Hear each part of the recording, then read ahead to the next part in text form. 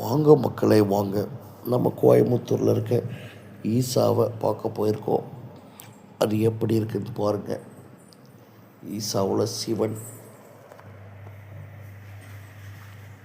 சிவன் சிலையை மிகவும் பெரிதாக வைத்துள்ளார்கள். அங்கு சுற்றுலா பயணிகள் அதிகம் சென்று வருவார்கள். சிறிது உள்ளே போனால்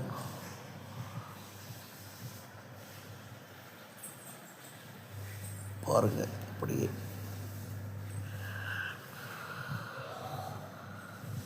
உள்ளே போனால் குளிப்பதற்கு குளம் உண்டு. மௌனமாக உள்ள பீடம் என்று சொல்வார்கள். அந்த இடம் அமைந்துள்ளது உள்ளே ஒரு சிறிய கோயில் ஒன்றுள்ளது, சிவன் டெம்பிள்.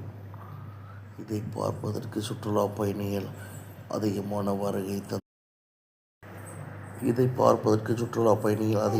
தந்துள்ளார்கள். கோயமுத்தூரிலிருந்து 30 கிலோமீட்டர் அமைந்துள்ளது ஈசா.